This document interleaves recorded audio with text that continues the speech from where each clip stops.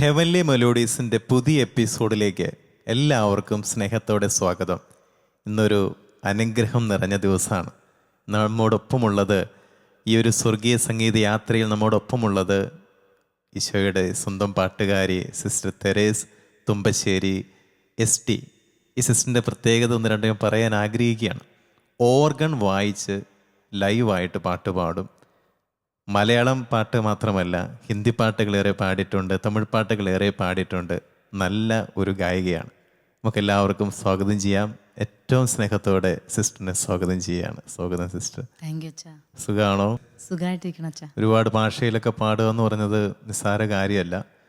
അപ്പോൾ ഞാനിപ്പോൾ അറിഞ്ഞത് സിസ്റ്റർ മലയാളം പാട്ട് പാടുന്നതിനേക്കാളും കൂടുതൽ ഇഷ്ടം മറ്റു ഭാഷയിൽ പാടുന്നതാണ്. അപ്പോൾ ഞങ്ങൾക്കെല്ലാവർക്കും വേണ്ടി ഒരു അപേക്ഷയാണ്. ഇപ്പോൾ മലയാളം പാട്ടുകളൊക്കെ ഞങ്ങൾ കേട്ടിട്ടുണ്ട്. വ്യത്യസ്തമായിട്ടൊരു പാട്ട്, ഒന്നില്ലെങ്കിൽ തമിഴോ ഒരു ഹിന്ദി പാട്ട്.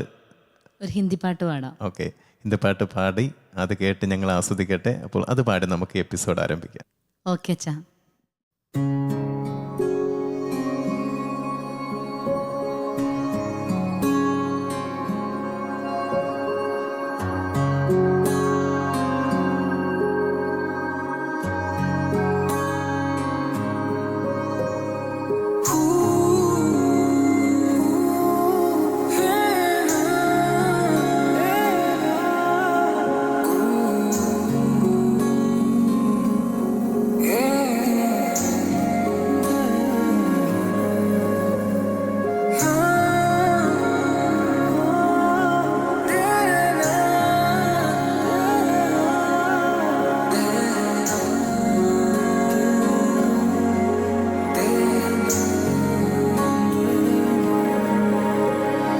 तू पवित्र है, तू महान है, सर्वशक्तिमान मेरा प्रभु पवित्र है।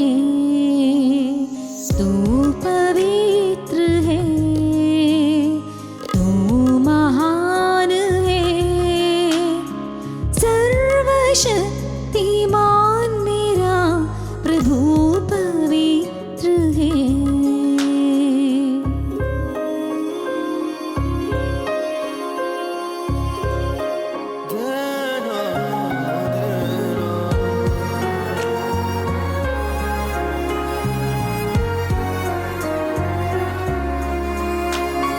तेरे संग रहूं, तेरे साथ चलूं, सारा आदर और महिमा प्रभु में तुझको दूं। तेरे संग रहूं, तेरे साथ चलूं, सारा आदर और महिमा प्रभु में तुझको दूं। सर्वशक्तिमान मेरा प्रभु पवित्र है, तू पवित्र है, तू महान है।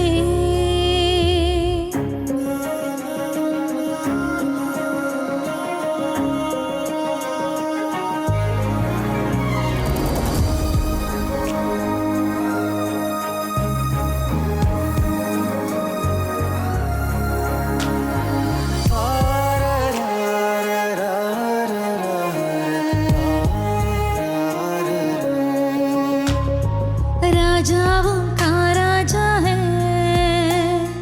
प्रभुओं का प्रभु है, धन्यवाद करो मैं प्रभु परम परमेश्वर है। राजाओं का राजा है, प्रभुओं का प्रभु है, धन्यवाद करो मैं प्रभु परम परमेश्वर है। सर्वशक्तिमान मेरा प्रभु पवित्र है, तू पवित्र है, तू महान है, सर्वशक्तिमान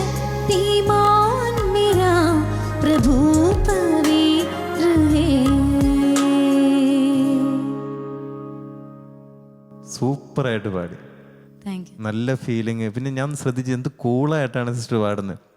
ഇതൊരു മലയാളം പാട്ടല്ല, സിസ്റ്റർ മലയാളിയാണ്, പക്ഷെ എന്ത് കൂളായിട്ടാണ് ഈ പാട്ട് പാടുന്നത്.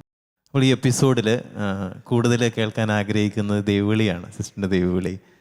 4 നല്ല മക്കൾ, ഏറ്റവും മുതിർന്ന സിസ്റ്റർ അല്ലേ, മൂത്ത സിസ്റ്ററാണ്, ദൈവവിളിയിലേക്ക് വരുന്നു. അപ്പം അതിൻ്റെ പിന്നിൽ ചെറുപ്പം മുതൽ ആഗ്രഹം ഉണ്ടായിരുന്നു. ഇപ്പോൾ പാട്ട് പാടിക്കൊണ്ടിരിക്കുന്ന വേറെ മേഖലയിലൊക്കെ പോകാമായിരുന്നു അല്ലേ. ഞാൻ ആലോചിക്കുന്നത് ഇപ്പോൾ ഹിന്ദി പാട്ടൊക്കെ പാടുന്നത് ഭംഗിയായിട്ടാണ്. അപ്പോൾ വേറെ മേഖലയിലൊക്കെ പോകാമായിരുന്ന സിസ്റ്റർ ഈ ഒരു ദൈവവിളിയിലേക്ക് വരുന്നതും ചെറുപ്പം മുതൽ എങ്ങനെയാണ് ദൈവവിളി അനുഭവേദ്യമായത്, സിസ്റ്റർ ആകാനുള്ളൊരു തീരുമാനത്തിലേക്ക് വന്നത്? എനിക്ക് ചെറുപ്പം മുതലേ സിസ്റ്റേഴ്സിനെ ഇഷ്ടമാണ്.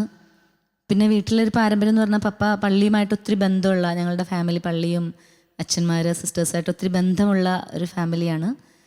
ഈ പാട്ടിൻ്റെ ഒരു കാര്യത്തിൽ തന്നെ പാട്ട് പ്രാക്ടീസ് പള്ളി പെരുന്നാളുകൾക്ക് വരുമ്പോൾ മഠത്തിൽ വെച്ച് പപ്പയും ഞങ്ങൾ മക്കളും ബന്ധുക്കാർ അങ്ങനെ പള്ളിയിലെ ബാക്കി പാട്ടുകാർ അങ്ങനെ എല്ലാം സിസ്റ്റേഴ്സിൻ്റെ അച്ഛന്മാരുടെ കൂടെ ഇരുന്ന് പാട്ട് പഠിച്ച് പള്ളിയിൽ പാടി അങ്ങനെ പോയ അനുഭവങ്ങളൊക്കെ ഉണ്ട്. അപ്പം അങ്ങനെ തന്നെ ഒരു സിസ്റ്റേഴ്സിനോടൊക്കെ ഒരു സ്നേഹം ഉണ്ടായിരുന്നു. പിന്നെ ചെറുപ്പം തുടങ്ങി എൻ്റെ ഒരു ആഗ്രഹം, പിന്നെ എൻ്റെ അമ്മയുടെ അനിയത്തിമാർ 2 പേര് സിസ്റ്റേഴ്സ് ഉണ്ട്. അപ്പോൾ കുഞ്ഞുനാൾ തുടങ്ങി എനിക്ക് സിസ്റ്റേഴ്സിനെ, അച്ഛന്മാരെ അല്ലെങ്കിൽ സമർപ്പിത സമൂഹത്തെ ഒത്തിരി ഇഷ്ടമാണ്. അപ്പോൾ ഞാൻ കുഞ്ഞുനാളിൽ ആഗ്രഹിക്കുമായിരുന്നു എനിക്കും ഇങ്ങനെ ഈശോയുടെ ഒരു മണവാട്ടി ആവണം എന്നുള്ളൊരാഗ്രഹം ഉണ്ടായിരുന്നു. പിന്നെ അങ്ങനെ ഇരിക്കുമ്പോൾ ഞങ്ങളുടെ ഇടവകയിൽ തന്നെ SD സിസ്റ്റേഴ്സ് ഉണ്ടായിരുന്നു, ചോക്കാട് എന്ന് പറയും. ആദ്യം ചോക്കാടായിരുന്നു എൻ്റെ ഇടവക. അപ്പം അങ്ങനെയാണ് SD സിസ്റ്റേഴ്സിനെ പരിചയപ്പെടുന്നത്. പിന്നെ എൻ്റെ അമ്മയുടെ അനിയത്തി ഒരാൾ SD സിസ്റ്ററാണ്. അപ്പം എനിക്ക് ക്യാമ്പിന് പോയി കഴിഞ്ഞപ്പോഴത്തേക്കും ഞങ്ങൾ ചുണങ്ങവേലിയിൽ വെച്ചാണ് ക്യാമ്പ് നടന്നത്. അവിടെ ചെന്നപ്പോൾ ഞാൻ കണ്ടൊരു കാഴ്ച, മക്കൾ ഉപേക്ഷിച്ച മാതാപിതാക്കൾ എന്ന് വെച്ചാൽ ആരും ഇല്ലാത്ത പ്രായമായ അപ്പച്ചന്മാരെ അമ്മച്ചിമാരെയൊക്കെ ഞാൻ കാണാനിടയായി. എന്ന് വെച്ചാൽ ഞങ്ങൾക്ക് വാർഡുണ്ട്, ആരും ഇല്ലാത്തവരെ ഉപേക്ഷിക്കപ്പെട്ടവരെ നോക്കുന്ന ശുശ്രൂഷ എന്ന് വെച്ചാൽ വാർഡ്, അപ്പച്ചന്മാർ അമ്മച്ചിമാരെന്നാണ് ഞങ്ങളവരെ വിളിക്കുക. അപ്പോൾ ഒരു ദിവസം ഞങ്ങളെ സിസ്റ്റേഴ്സ് അങ്ങോട്ടേക്ക് കൊണ്ടുപോയി. അപ്പോൾ ഞാൻ കാണുന്നത് സിസ്റ്റേഴ്സ് അവരെ പരിചരിക്കുന്നു, അവരെ കുളിപ്പിക്കുന്നു, അവരുടെ വസ്ത്രങ്ങൾ അലക്കുന്നു, അവർക്ക് ഫുഡ് കൊടുക്കുന്നു. അങ്ങനെ ശരിക്കും എൻ്റെ വല്യപ്പനെയും വല്യമ്മേനെയും അല്ലെങ്കിൽ എൻ്റെ പ്രായമായ എൻ്റെ ബന്ധക്കാരെ ഞാൻ കാണുന്നൊരു അനുഭവമായിരുന്നു എനിക്ക്. ആദ്യത്തെ ഒരു ദിവസം ഞാൻ ആദ്യമായിട്ടിത് കാണുമ്പോൾ അവിടെ ചെന്നപ്പോൾ എൻ്റെ ഒരു ആൻറ്റി സിസ്റ്റർ അപ്പോൾ ആ സമയത്ത് ഉടുപ്പിട്ടിറങ്ങിയ ഒരു സമയമാണ്. എന്ന് വെച്ചാൽ ഞാനും എൻ്റെ ആൻറ്റിയും തമ്മിലൊരു 5-6 വയസ്സ് വ്യത്യാസമേ ഉള്ളൂ. കാരണം എൻ്റെ അമ്മ, ഞാനുണ്ടായതിന് ശേഷം എൻ്റെ വല്യമ്മച്ചിക്ക് 2 മക്കളും കൂടി ഉണ്ടായിട്ടുണ്ട്. എന്നുവെച്ചാൽ അത്രയും 9 മക്കളുണ്ട് എൻ്റെ അമ്മയൊക്കെ. അങ്ങനെയുള്ളൊരു കൂട്ടുകുടുംബം എന്ന് വെച്ചാൽ വലിയ ഫാമിലിയിൽ നിന്നാണ് ഞാൻ വരുന്നത്. അപ്പോൾ ഈ എൻ്റെ ആൻറ്റി സിസ്റ്റർ വാർഡിൽ അപ്പച്ചന്മാരെ അമ്മച്ചന്മാരെ നോക്കിക്കൊണ്ടിരിക്കുന്ന ഒരു സമയമായിരുന്നു. അപ്പോൾ എന്നെ കണ്ടപ്പോഴത്തേക്കും ഒരു നല്ല തലമുടിയൊക്കെ നരച്ചൊരമ്മച്ചി, ആ അമ്മച്ചി എന്നോട് പറഞ്ഞു, മോളെ ഇങ്ങോട്ട് ഞങ്ങളെയൊക്കെ നോക്കാൻ കൊച്ചമ്മയായിട്ട് വരണം. എന്ന് വെച്ചാൽ സിസ്റ്റർ ആവാൻ വരുന്ന പിള്ളേരെ അവർ വിളിക്കുന്നത് കൊച്ചമ്മ എന്നാണ്. സിസ്റ്ററായി കഴിയുമ്പോൾ അമ്മ എന്ന് വിളിക്കും. അപ്പോൾ അങ്ങനെ വരുമോ എന്നൊക്കെ പറഞ്ഞുകൊണ്ട് എൻ്റെ തലയിൽ കൈവച്ച് ഈ അമ്മച്ചി അങ്ങ് പ്രാർത്ഥിച്ചു. എന്താണെന്ന് എനിക്കറിയില്ല. എനിക്ക് ക്യാമ്പിന് വന്നപ്പോൾ 2 ദിവസം കഴിഞ്ഞപ്പോഴത്തേക്ക് എനിക്ക് എൻ്റെ വീട്ടിലോട്ട് തിരിച്ചു പോകണം എന്നുള്ള ചിന്തയായിരുന്നു. പക്ഷേ ഈ അമ്മച്ചി എൻ്റെ ശിരസിൽ കൈവച്ച് പ്രാർത്ഥിച്ചപ്പോഴത്തേക്ക് എനിക്ക് എന്തോ ഒരു പ്രത്യേക ഒരു ഫീൽ ഉണ്ടായി. ഞാൻ അന്നത്തെ ദിവസം മുഴുവനും കരഞ്ഞുകൊണ്ട് നടന്നതായിട്ട് ഞാൻ ഓർക്കുക. എന്തിനാ കരയണേന്ന് വെച്ചാൽ എനിക്ക് അറിഞ്ഞുകൂടാ. പക്ഷേ എനിക്ക് അവരോടൊരു സ്നേഹം എൻ്റെ ഉള്ളിൽ ആ സമയത്ത്, എനിക്ക് പണ്ടേ പ്രായമായവരെ തലമുടി നരച്ച് എന്ന് വെച്ചാൽ അങ്ങനെയുള്ളവരെയൊക്കെ എനിക്ക് ഒത്തിരി ഇഷ്ടമാണ്, അവരെ ഒത്തിരി സ്നേഹമായിരുന്നു. അപ്പം ഇങ്ങനെ ഒരു സിറ്റുവേഷനും കൂടെ വന്നപ്പോഴത്തേക്കും എനിക്ക് അവരോട് ഈശോ ഉള്ളിലൊരു സ്നേഹം തോന്നിച്ചു. പിന്നെ ഞാൻ മനസ്സിൽ തീരുമാനിച്ചു എന്തായാലും എൻ്റെ വിളി SD-യിലാണ്, ഞാൻ ഇവിടേക്കാണ് വരുന്നത് മനസ്സ് തീരുമാനിച്ചു. എന്നാലും സിസ്റ്റേഴ്സിനോട് പറയാനും പേടിയൊക്കെ ആയിരുന്നു. ഞാൻ വരുമോ ഇല്ലയോ എന്ന് തീർച്ചയായിട്ടും പറയാനുള്ള ധൈര്യമൊന്നും ഇല്ലെങ്കിലും ആ ക്യാമ്പ് കഴിഞ്ഞ് ഞാൻ തിരിച്ചു പോയി എൻ്റെ പപ്പയോടും അമ്മയോടും ഞാൻ പറഞ്ഞു ഞാൻ മഠത്തിൽ പോവുകയാണെന്ന്. പ്രതിസന്ധികളുണ്ടായി. എല്ലാവരും മോക്കത് പറ്റുമോ, നിനക്ക് നിൽക്കാൻ പറ്റുമോ? കാരണം എൻ്റെ സ്വഭാവത്തിൽ ഞാൻ പേടിയുള്ള, മുന്നോട്ടിറങ്ങാൻ അധികം ധൈര്യമില്ലാത്ത അങ്ങനത്തെ ഒക്കെ ഒരാളായിരുന്നു. ബൈബിള് വായിക്കാൻ പേടി, ശുശ്രൂഷയാവാൻ പേടി. പാട്ട് മത്സരങ്ങൾക്കൊക്കെ പപ്പ കൊണ്ടുപോയിട്ടുണ്ട്, അങ്ങനെ സമ്മാനമൊക്കെ വാങ്ങി വന്നിട്ടുണ്ട്. പക്ഷേ ബാക്കി കാര്യങ്ങൾക്കൊന്നും മുന്നോട്ട് പോകാത്ത ഒരാളായിരുന്നു. പക്ഷേ എൻ്റെ മനസ്സിൽ അങ്ങനെ ഒരു താല്പര്യം, ആഗ്രഹം ഈശോ വളർത്തി, അത് തീവ്രമാക്കി. ഞാൻ രണ്ടും കൽപ്പിച്ച് അപ്പനെയും അമ്മയെയും സഹോദരങ്ങളെയൊക്കെ ഉപേക്ഷിച്ച് ഒരു സിസ്റ്റർ ആവാനായിട്ട് പോകാൻ തീരുമാനിച്ചു. അവസാനം എൻ്റെ ആഗ്രഹം ജെന്യൂനാണെന്ന് തോന്നിയപ്പോൾ എൻ്റെ മാതാപിതാക്കൾ എന്നെ അതിന് അനുവദിച്ചു. അങ്ങനെ ഞാൻ മഠത്തിലേക്ക് വരുന്നത്. നമുക്കെല്ലാവർക്കും വചനം കർത്താവ് പറയുന്നുണ്ടല്ലോ, എല്ലാവരും കുറിച്ച് പദ്ധതിയുണ്ട്, വളരെ ക്ലിയർ ആയിട്ടുള്ള പ്ലാൻ. അതാണ് സിസ്റ്ററിന് ആ ഒരു പക്ഷേ ദൈവവിളി ഉപേക്ഷിച്ച് എന്ന് വെച്ചാൽ ദൈവവിളിയിലേക്ക് വരാൻ പറ്റാത്ത സാഹചര്യമായിരുന്നു ആദ്യത്തെ 2 ദിവസത്തെ ക്യാമ്പിൽ. അപ്പോൾ ദൈവവിളിയുടെ ഒരു സ്നേഹം മനസ്സിലാക്കാനായിട്ട് ആ അമ്മയുടെ രൂപത്തിൽ ഒരു പക്ഷേ ദൈവമായിരിക്കാം. അപ്പോൾ മനസ്സ് നിറയ്ക്കുന്നു. അതിനുശേഷം ഇങ്ങനെ ST കോൺവെന്റിലേക്ക് വരുന്നു. പിന്നെയാണ് ഈശോയുടെ ആ ഒരു എന്താ പറഞ്ഞ തീരുമാനം പദ്ധതിയിലേക്ക് സ്വയം കൊണ്ടുവരികയാണ്. ടെൻഷനൊക്കെ ഉണ്ടായിട്ടും പിടിച്ചു കൊണ്ടുവന്ന് ഇപ്പോൾ അതിന് അനുയോജ്യമായിട്ട് എല്ലാവർക്കും ദൈവസ്നേഹം, സാന്ത്വനം, ഞാൻ ഈശോയാണെന്ന്, ഞാൻ നിൻ്റെ കൂടെയുണ്ടെന്ന പാട്ടിലൂടെ വചനത്തിലൂടെ ഇപ്പോൾ അനേകർക്കാണ്. സിസ്റ്റർ അറിയുന്നില്ല, നമ്മളൊരു പാട്ട് പാടിക്കഴിഞ്ഞിട്ടായിരിക്കാം, അല്ലെങ്കിൽ എനിക്ക് വചനം കൊടുത്തിട്ടായിരിക്കാം, സ്പർശിക്കുന്നുണ്ടോ നമുക്കറിയത്തില്ല. അത് സ്വർഗത്തിൽ വസിക്കുന്ന ദൈവത്തിനും പിന്നെ സ്പർശിച്ചവർക്ക് മാത്രമേ അറിയത്തുള്ളൂ. അനേകർക്ക് ആശ്വാസമായി മാറിയിട്ടും. കാരണം അവർ ഹിന്ദി പാട്ട് കേട്ടപ്പോൾ തന്നെ എന്ത് ഫീലോടുകൂടിയാണ്, എന്ത് സ്നേഹത്തോടു കൂടിയാണ് സിസ്റ്റർ പാട്ട് പാടിയത്. അപ്പോൾ ദൈവം അനുഗ്രഹിക്കട്ടെ. ഒരു പാട്ടുകൂടി ഞങ്ങൾക്ക് വേണ്ടി പാടാമോ? തീർച്ചയായിട്ടും അച്ഛാ, പാടാം.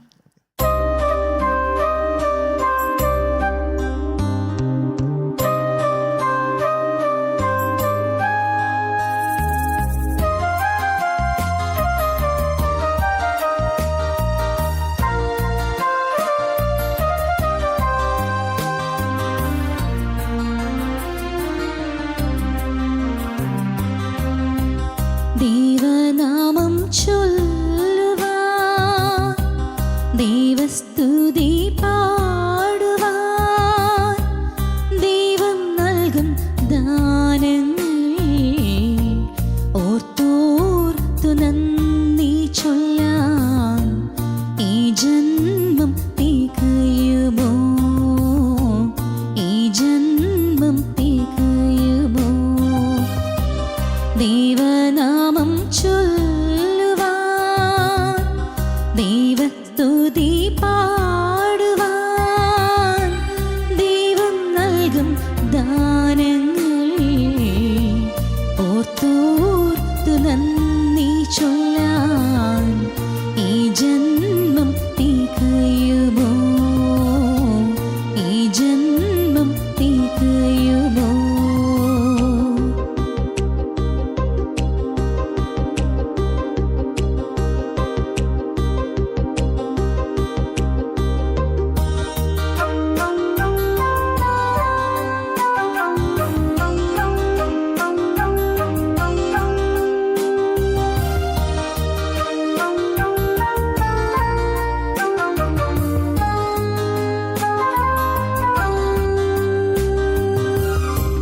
കണ്ണീരിൻ കാലങ്ങളിൽ കാരുണ്യത്തിൻ സ്പർശം നൽകി, കണ്ണീർ തുടച്ചിടുന്നിൻ പൊന്നു തമ്പുരാൻ.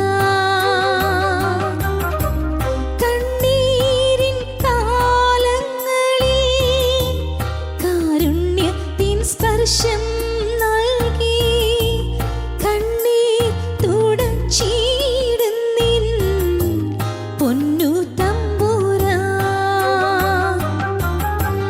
ആ സ്നേഹമവർണ്ണനീയം, ആ സ്നേഹമചഞ്ചലം, ഒരു നാളും പിരിയാത്ത ദൈവസ്നേഹസാഗരം. ദൈവനാമം ചൊല്ലുവാൻ, ദൈവസ്തുതി പാടുവാൻ, ദൈവം നൽകും ദാനങ്ങൾ ഓർത്തോർത്തു നന്ദി ചൊല്ലാൻ ഈ ജന്മം തികയുമോ, ഈ ജന്മം തികയുമോ?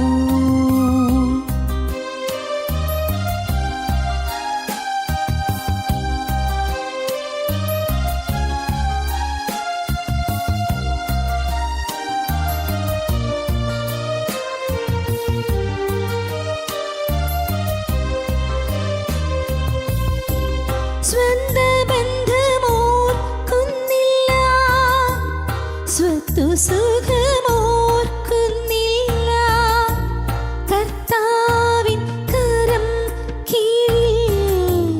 രക്ഷയുണ്ടെന്നോർത്തിടുന്നു. സ്വന്ത ബന്ധമോർക്കുന്നില്ല, സ്വത്തു സുഖമോർക്കുന്നില്ല. കർത്താവിൻ കരം കീഴിൽ രക്ഷയുണ്ടെന്നോർത്തിടുന്നു. ആ സ്നേഹം പിരിയുകില്ല, ആ സ്നേഹം വിളിച്ചിടുന്നു. കരുതുന്നവൻ കൺമണിയായി നെഞ്ചോടു ചേർക്കുന്നു. ദൈവനാമം ചൊല്ലുവാൻ, ദൈവസ്തുതി പാടുവാൻ, ദൈവം നൽകും ദാനങ്ങൾ ഓർത്തോർത്തു നന്ദി ചൊല്ലാൻ ഈ ജന്മം തികയുമോ, ഈ ജന്മം തികയുമോ. ദൈവനാമം ചൊല്ലുവാൻ, ദൈവസ്തുതി പാടുവാൻ, ദൈവം നൽകും ദാനങ്ങൾ ഓർത്തോർത്തു നന്ദി ചൊല്ലാൻ ഈ ജന്മം തികയുമോ, ഈ ജന്മം തികയുമോ. എല്ലാവർക്കും ഇഷ്ടപ്പെടുന്നൊരു പാട്ടാണ്, കേട്ട പാട്ടാണ്, പക്ഷെ അസാധ്യമായിട്ടാണ് സിസ്റ്റർ അതേപോലെ തന്നെ ഭംഗിയായിട്ട് പാടി. സിസ്റ്റർ പാടുമ്പോൾ പ്രത്യേക പ്രാർത്ഥനയായിട്ടാണ് പാടുന്ന പോലെ തോന്നുന്നത്. ഒരു പ്രാർത്ഥിക്കുന്ന പോലെയാണ്. അപ്പം അങ്ങനെ ചെയ്യുമ്പോൾ അവിടെ വരുന്ന എല്ലാവർക്കും ഒരു അഭിഷേകമായിട്ട് മാറുകയാണ്. സിസ്റ്റർ, ഞാൻ ചോദിക്കുന്നത്, വേറെ ഇങ്ങനെ പാട്ടുകൾ വരികൾ എഴുതിയിട്ടുണ്ടോ? സംഗീതം അങ്ങനെയൊക്കെ ചെയ്തിട്ടുണ്ടോ? പാട്ടുകൾ ഇപ്പം സഭയുടെ എന്തെങ്കിലും ആവശ്യം വരുമ്പോൾ ട്യൂണുകളും പാട്ടൊക്കെ അങ്ങനെ ചെറുതായിട്ടൊക്കെ എഴുതാറുണ്ട്.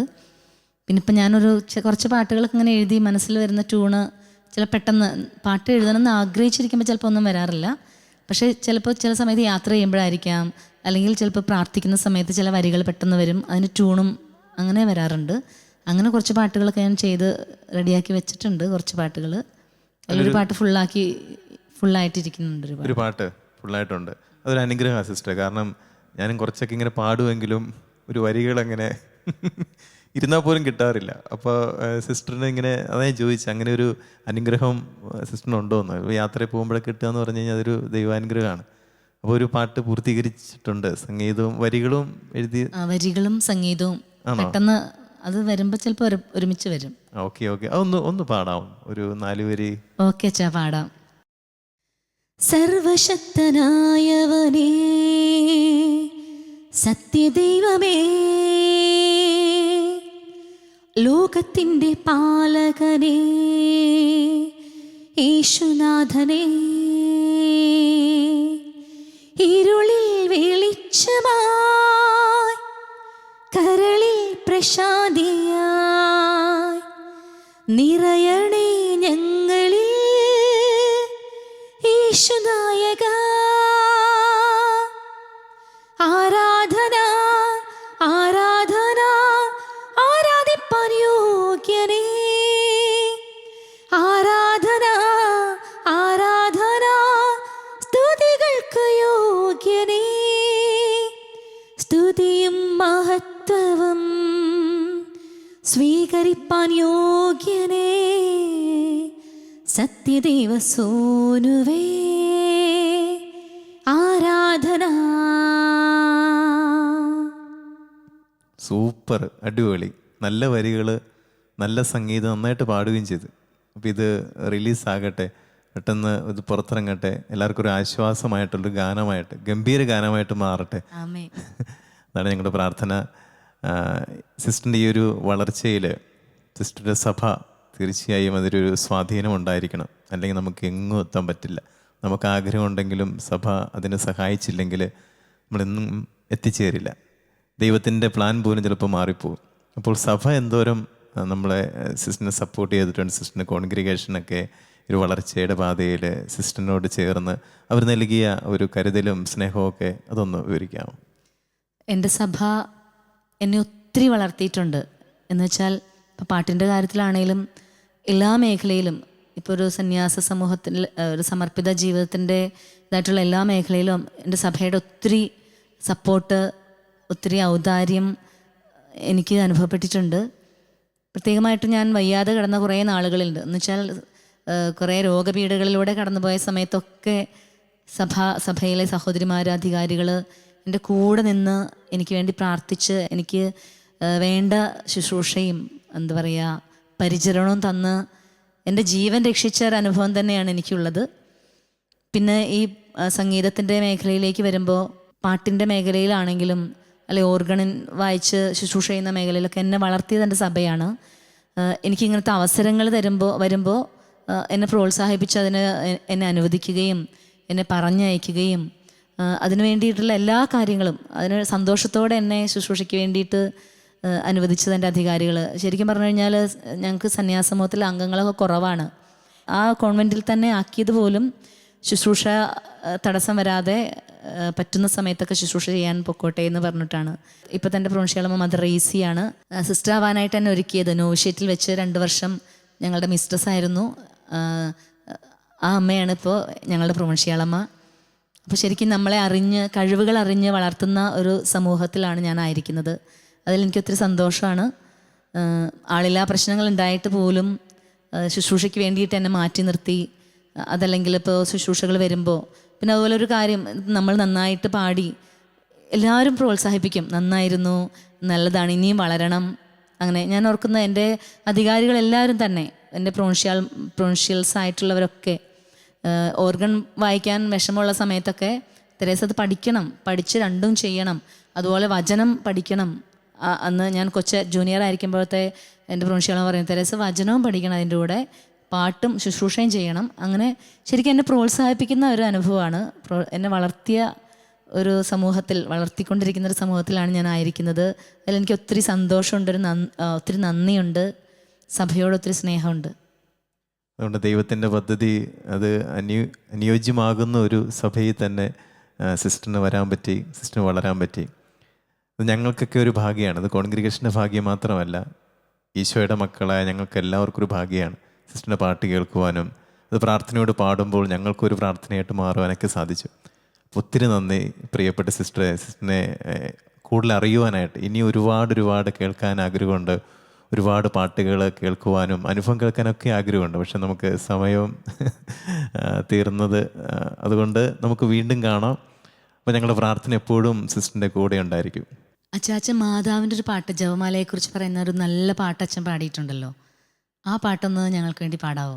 തീർച്ചയായും. ഇത് നെല്ലിമറ്റത്തുള്ള സെലീന ഇബ്രാഹിം എന്ന് പറഞ്ഞൊരു ചേച്ചി ലിറിക്സ് എഴുതിയ ഒരു പാട്ടാണ്.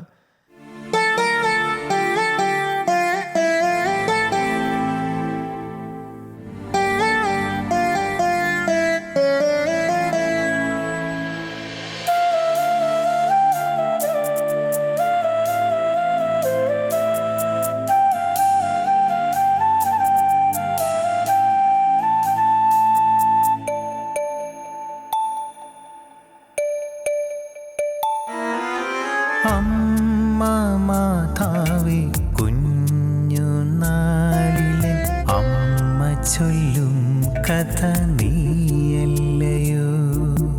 അമ്മ മാതാവേ കുഞ്ഞുനാളിലെ അമ്മ ചൊല്ലും കഥ നീയല്ലയോ.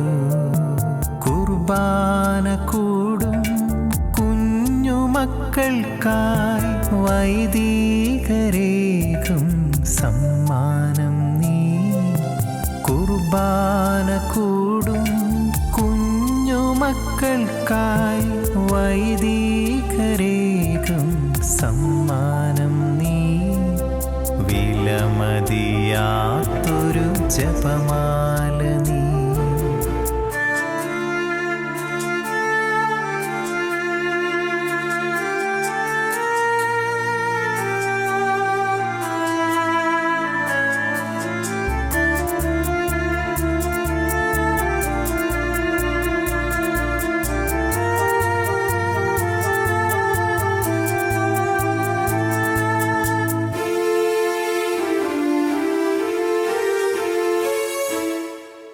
പാപമാം സർപ്പത്തിൻ തല തകർത്തു നീ 12 താരകം ചൂടി നിന്നു.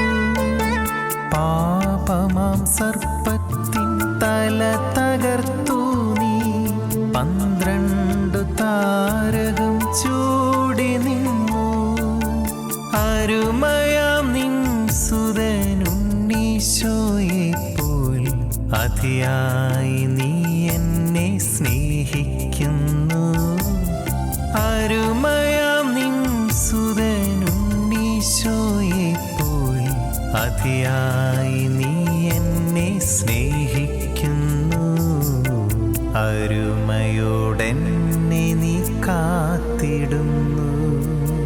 ലോകനന്മയ്ക്കായി ജപമാല നൽകി ഞങ്ങളെ രക്ഷിക്കും അമ്മ നീയേ.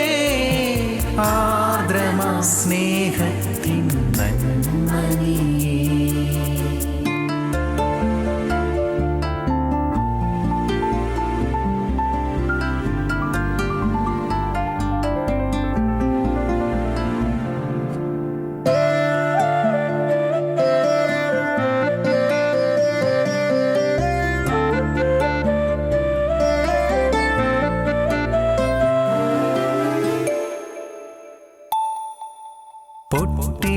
പൊട്ടിക്കരയുമ്പോൾ കെട്ടി പിടിക്കാനാ ജപമാലയായെന്നും കൂടെയുണ്ട്. പൊട്ടിക്കരയുമ്പോൾ കെട്ടി പിടിക്കാനാ ജപമാലയായെന്നും കൂടെയുണ്ട്. നന്മ നിറഞ്ഞ മറിയമീ മന്ത്രം ഇടമുറിയാതെ എൻ ചുണ്ടിൽ നിന്നു. നന്മ നിറഞ്ഞ മറിയമീ മന്ത്രം ഇടമുറിയാതെ എൻ ചുണ്ടിൽ നിന്നു. പ്രാർത്ഥനയായെന്നും ജപിച്ചിരുന്നു. അമ്മ മാതാവേ കുഞ്ഞുനാളിലെ അമ്മ ചൊല്ലും കഥ നീയല്ലയോ. അമ്മ മാതാവേ കുഞ്ഞുനാളിലെ അമ്മ ചൊല്ലും കഥ നീയല്ലയോ. കുർബാന കൂടും കുഞ്ഞുമക്കൾക്കായി വൈദികരേകും സമ്മാനം നീ. കുർബാന കൂടും കുഞ്ഞുമക്കൾക്കായി വൈദികരേകും സമ്മാനം നീ. വിലമതിയാത്തൊരു ജപമാല നീ. ലോകനന്മയ്ക്കായി ജപമാല നൽകി ഞങ്ങളെ രക്ഷിക്കും അമ്മ നീയേ. ആർദ്രമാ സ്നേഹത്തിൻ നന്മ നീയേ. അച്ഛാ വളരെ നല്ലൊരു പാട്ട്, വളരെ നല്ല അഭിഷേകത്തോടെ അച്ഛൻ പാടുകയും ചെയ്തു. അപ്പോൾ സിസ്റ്ററെ ഒത്തിരി ഒത്തിരി നന്ദി. ഞങ്ങൾക്ക് വലിയ ഒരു സന്തോഷമാണെന്ന്. കാരണം സിസ്റ്ററിൻ്റെ അനുഭവങ്ങൾ കേൾക്കാൻ പറ്റി, പാട്ടുകൾ കേൾക്കാൻ പറ്റി. അപ്പം ഞങ്ങൾ ഒരുപാട് പ്രാർത്ഥിക്കും ഇനിയും സിസ്റ്ററിന് വേണ്ടി. ഇനിയും ഒരുപാട് ഗാനങ്ങൾ എഴുതട്ടെ, പാടട്ടെ, വിവിധ ലാംഗ്വേജിൽ എല്ലാവർക്കും അഭിഷേകമായിട്ട് അനുഗ്രഹമായിട്ട് സിസ്റ്റർ മാറട്ടെ എന്ന് പ്രാർത്ഥിക്കുന്നു. ഹെവൻലി മെലോഡീസിൻ്റെ ഈ എപ്പിസോഡ് ഇവിടെ പൂർണ്ണമാവുകയാണ്. പുതിയ പാട്ടുകളും പുതിയ വിശേഷങ്ങളുമായിട്ട് നമുക്ക് വീണ്ടും കാണാം. നന്ദി. അമ്മ മാതാവേ കുഞ്ഞുനാളിലെ അമ്മ ചൊല്ലും കഥ നീയല്ലയോ. കുർബാന കൂടും കുഞ്ഞുമക്കൾക്കായി വൈദികരേകും സമ്മാനം നീ. വിലമതിയാത്തൊരു ജപമാല